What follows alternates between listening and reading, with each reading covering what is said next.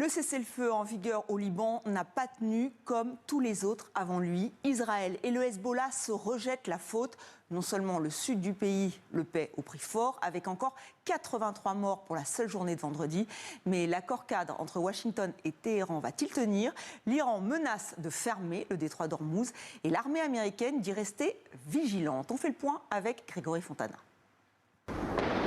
Voici les images d'un cessez-le-feu entre Israël et le Hezbollah filmé dès les premières heures de cette journée. Une douzaine de localités bombardées par l'armée israélienne dans le sud du Liban et des habitants pris en étau. L'espoir qu'une trêve soit enfin respectée aura été de très courte durée.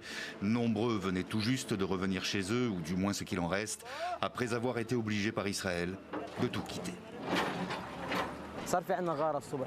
Ce matin, cette maison a été bombardée par des avions de combat israéliens.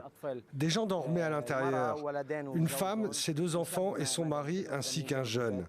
Tous dormaient paisiblement chez eux. Ne serait-ce que dans la localité de Nabatieh, fief du Hezbollah, il y aurait eu au moins 25 morts depuis hier, selon Médecins sans frontières, qui parlent d'une situation catastrophique. Ce que nos équipes décrivent ressemble à un piège mortel. Les gens sont pris au piège sous d'intenses bombardements et les équipes de secours ne peuvent pas les atteindre en toute sécurité.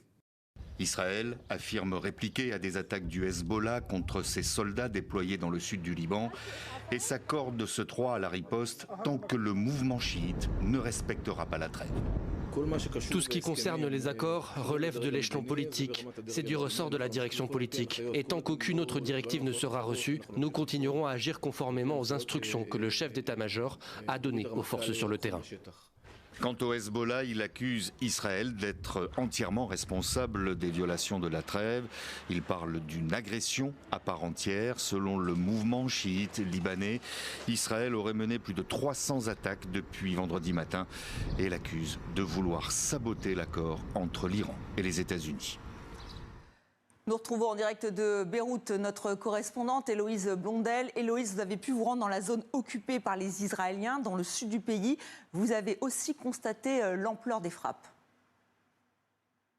Oui, exactement. Comme on vient de le voir dans le reportage, en fait, la situation, elle est loin d'être apaisée. Alors, il était question d'un cessez-le-feu hier entre le Hezbollah et Israël, mais ce matin, je suis allée dans le sud Liban, près de la ligne jaune, et sur notre route, il y avait encore des frappes. Les villages sont complètement déserts et détruits.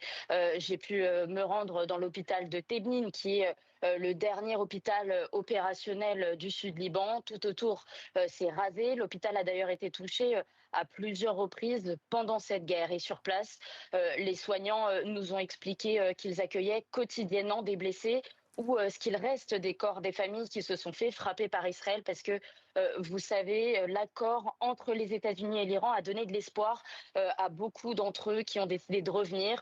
Beaucoup sont aussi vite repartis quand ils ont vu que la situation ne s'était pas améliorée, mais d'autres n'ont pas eu ce temps malheureusement parce que Israël n'est pas prêt de se retirer. Justement, avec une autre équipe de journalistes, on est les seuls à avoir pu se rendre dans la zone rouge, à la frontière avec Israël, depuis qu'ils occupent ces terres. C'est une zone où l'armée israélienne, où l'armée libanaise, n'opère plus, les secours non plus. Et là, on a vu sur place les Israéliens, leurs chars. Et on s'est vraiment rendu compte de l'ampleur des dégâts. Il n'y a plus aucune maison qui est debout. Israël pratique une politique d'effacement.